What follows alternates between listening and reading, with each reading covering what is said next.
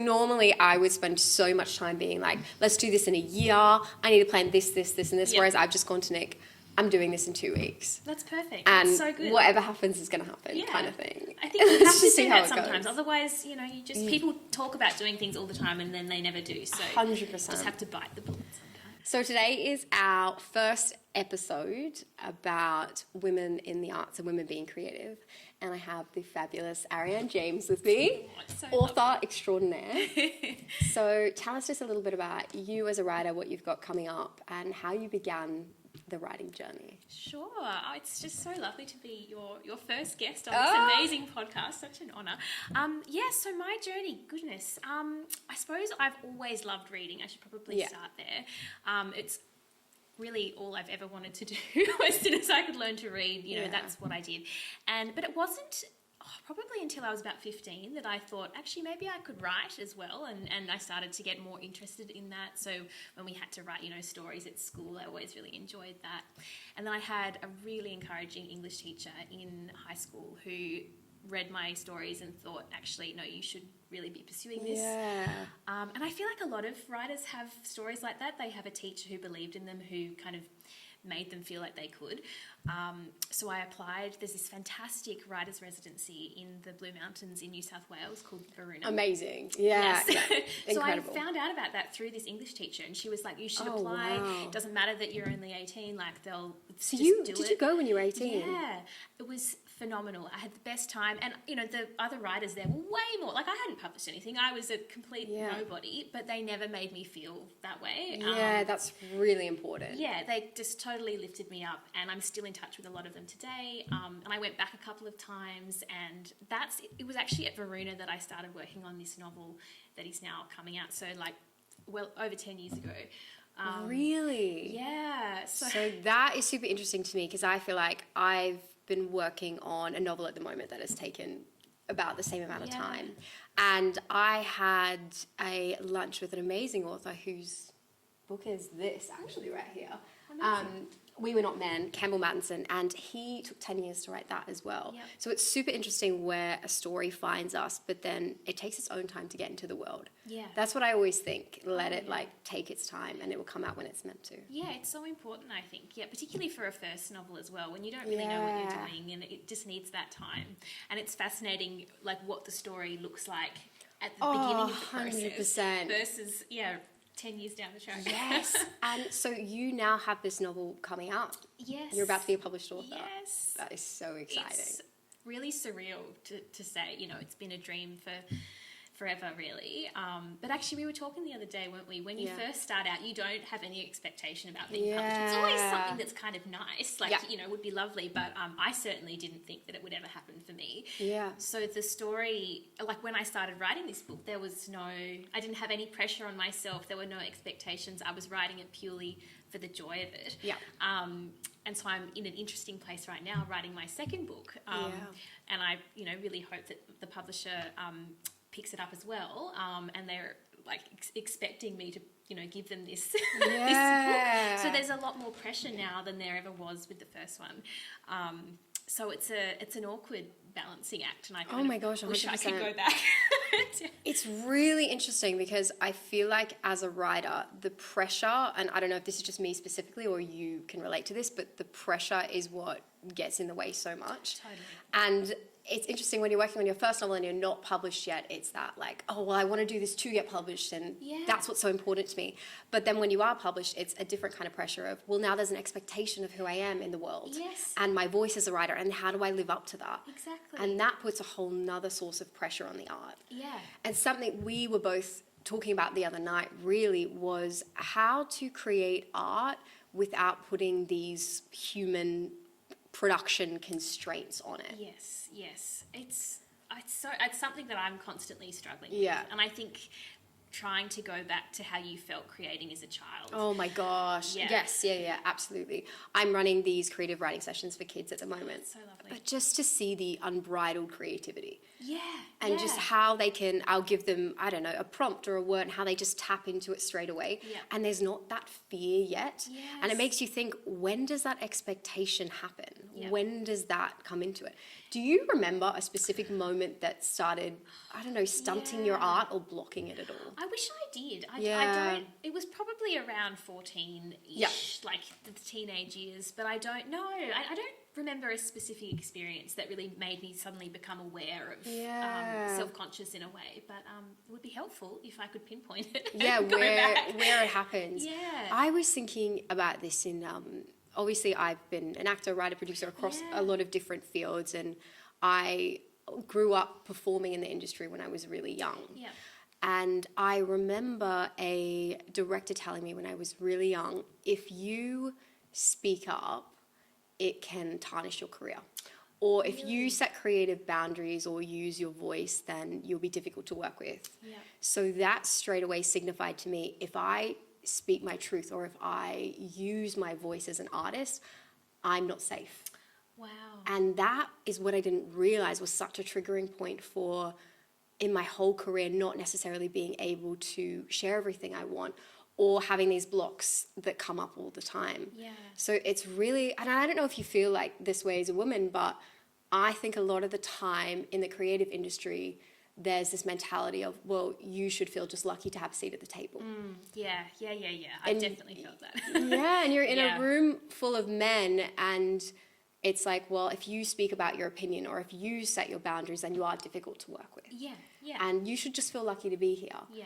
But that's actually so far from the case. Yeah. Have you found that yourself? Yeah, no, I think not as much as other people. I've heard some really horrible stories, but yeah, definitely and it's often in a room where there's maybe only one other woman. Yeah, and absolutely. And you just, and for someone who likes to be nice and keep the playing field really even and just be a bit of a people pleaser, it's very hard to raise your voice if you think that there's something just like not great going on, or if you have an idea, even if it's just as simple as that, having an idea, having that confidence to, there's that sort of underlying feeling that, oh, well, maybe they'll say it better. Maybe I should just wait for someone to speak first.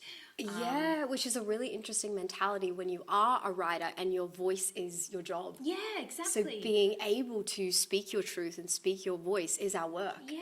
And I think then that plays into that whole having two personas as an artist that we've spoken about before. It's so interesting. And I will start to experience this as you're coming up, as the book's coming out. But yeah, I do think that there is such a distinction between the writer as often quite introverted, just spending so much time alone in your own head, writing your story, not really talking to anybody, and then having to step into the writer as author and as a public figure and doing interviews and talking about your book and your writing process. And talking about your writing process, even though that's what we're going to be doing in this conversation, it's quite difficult because it's such an often elusive thing. And, people will ask me, oh, like, where did this idea come from? Or why did you decide to do this? And it takes me quite a while sometimes to actually say something meaningful.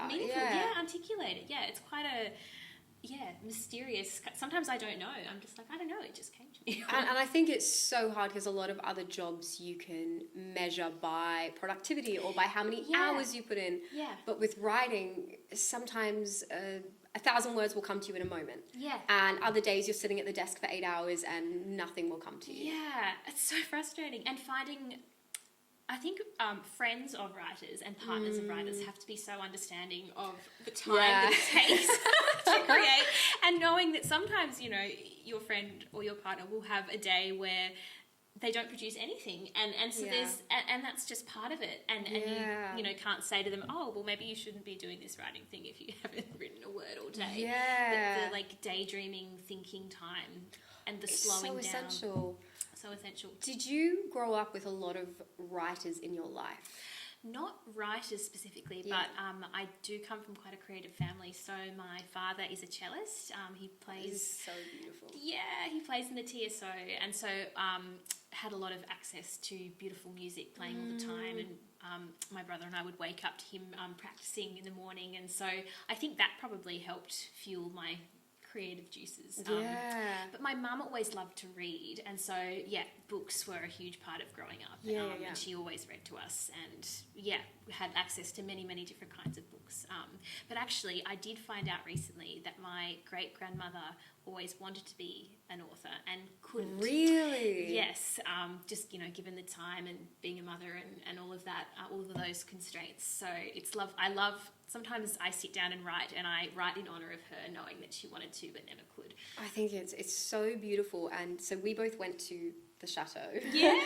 The Chateau in Orquveaux, France. But something that you do at this fabulous writers' residency is they talk about how you became a creative, how creativity sort of found you. Yeah. And I remember one of the artists said that she imagines creativity as this gift that was passed along each generation, but for whatever reason, whether it was like financial or what was going on in the world at the time or any of those things, that specific family member couldn't unwrap the gift just yet.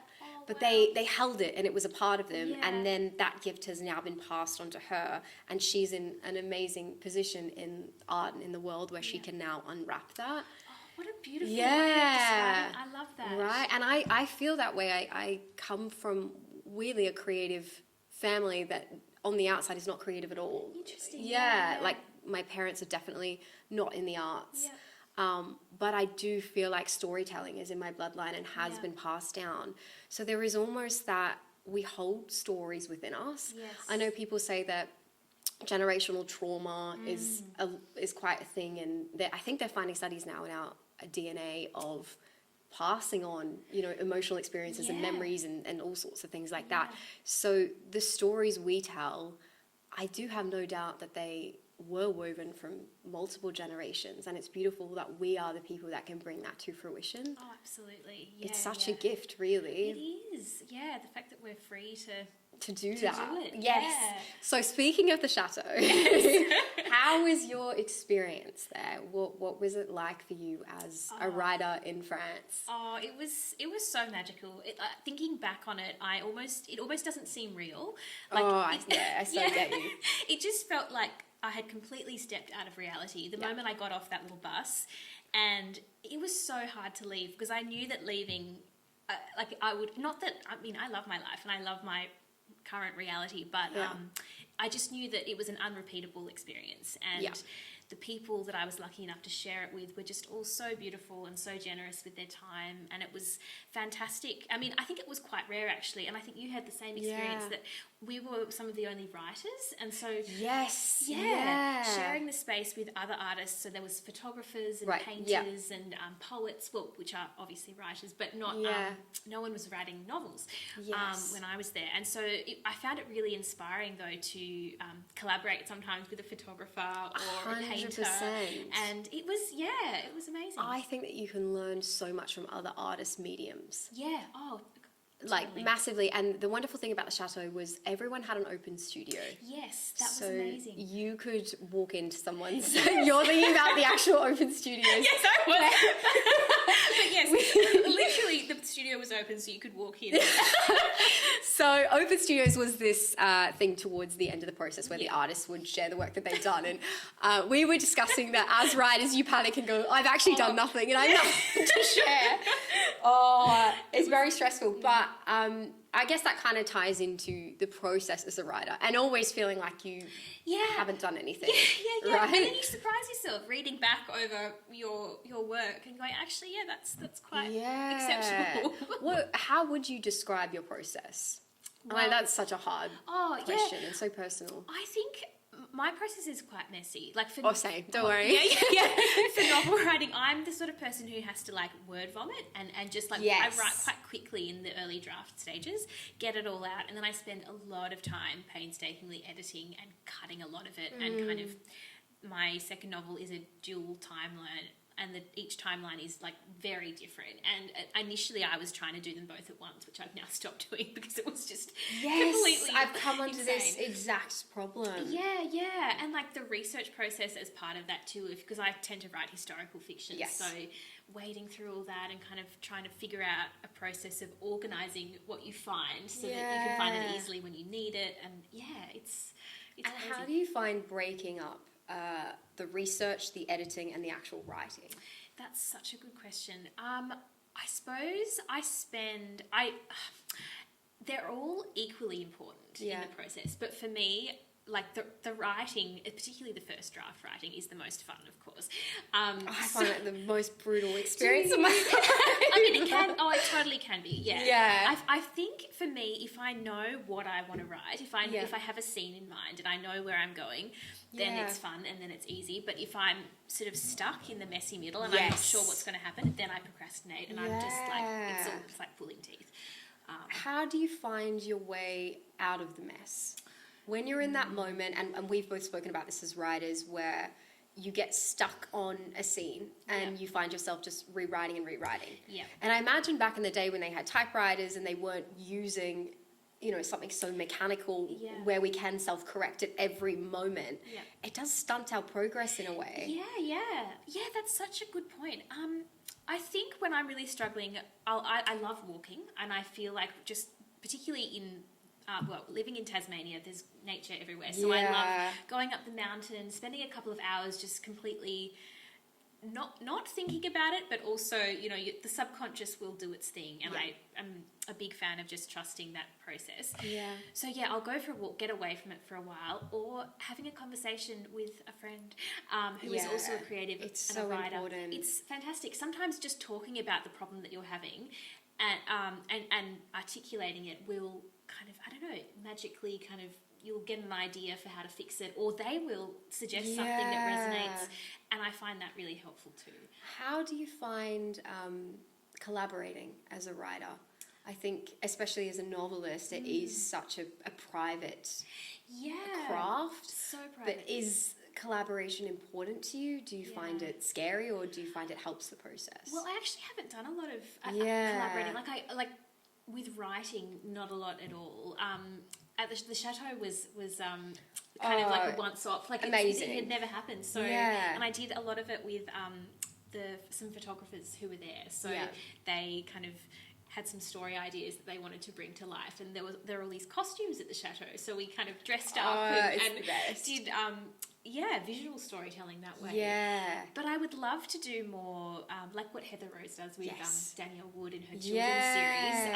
Writing a novel with someone, I think, would be so much fun. Absolutely. Yeah. How do you find it? Because I think, so I suppose I've written across a lot of different mediums, and interesting that we were speaking earlier about pivotal moments that can either make you or break you as a writer, and your voice as a writer when you're young. And I think it does often happen when you are quite young. Yes. And for me, I started out as a ballet dancer, and I learnt quite young, as we were speaking about before, to go back to it.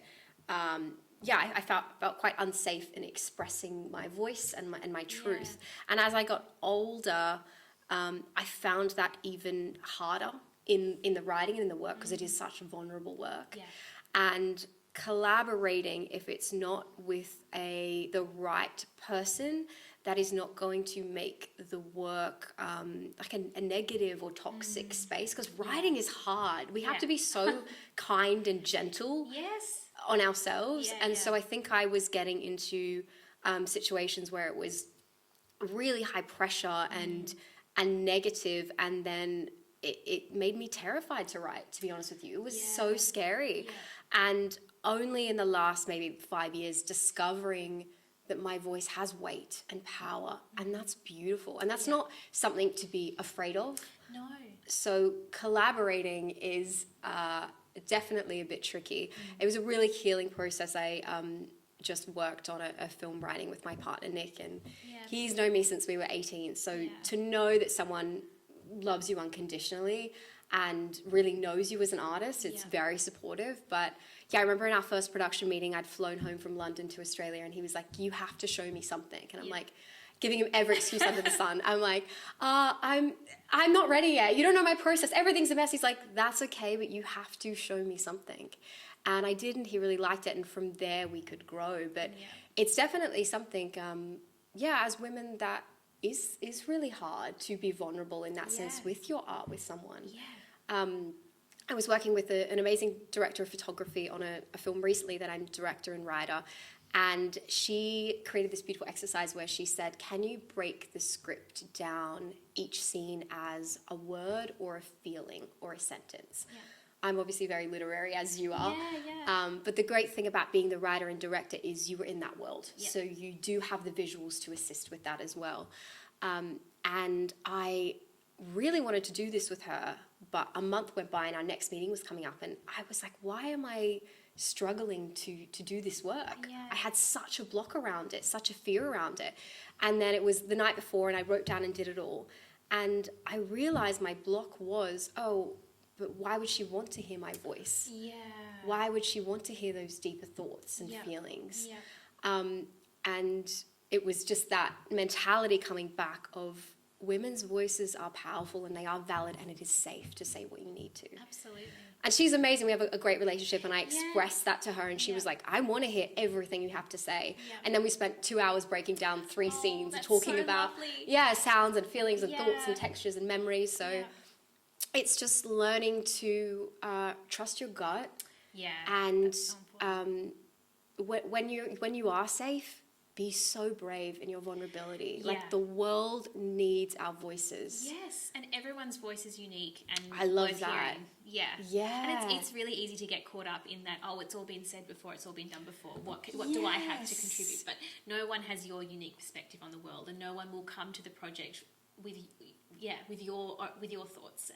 I love that. Yeah. I think that, a lot of the time as humans, we feel like, as you said, everything's been said, everything's been experienced. Yeah, But no one has lived each memory, each moment, each day Yeah. as you. yes, And I think the way we experience life and love and emotion is so unique to each specific person. Yes. And there is also a beauty in reading a book and going, oh wow, this person lived hundreds of years ago and they're feeling exactly what I'm feeling. Yeah, it's one of the great joys of reading, just knowing that you're not alone in certain experiences. Oh, 100%. And I think that's the beauty of being human. Yeah. Is knowing that even though sometimes you feel so alone and isolated in such deep, profound and intense feelings, there's so many other people in the world that feel those very things. Yeah. And that is why we love story and characters so much. Yes, exactly. So just quickly tell me about your book. Yes. And my biggest congrats God. on being published. This is Thank just, you. so we met in 2020. Yes. Online on a writer's course with the wonderful author Heather Rose. Yes, so beautiful. And I remember you reading out an extract from this. Oh my God, yes. And that was Gosh, 5 years ago. Yeah, it's crazy. It's crazy. And the book has changed so much in those 5 years. Yeah. So it's called Second Skin. It's a historical fiction set in Tasmania and also the Orkney Islands in Scotland. Oh, beautiful. Yes. It weaves in Selkie mythology from the British Isles. And it's about these 3 women in the same family navigating a lot of secrets and past trauma, and it's I love quite that. gothic. So it'll be out June next year. Oh my goodness, congratulations. Thank you. And it's just been amazing to hear about your journey, your process, you being an artist. I can't wait to read it. You're wonderful, and I'm so lucky to have you here in London with me. It's been amazing, and it's been so lovely to chat with you about all these things, and what a fabulous podcast you've created. Oh, here we go. Hey?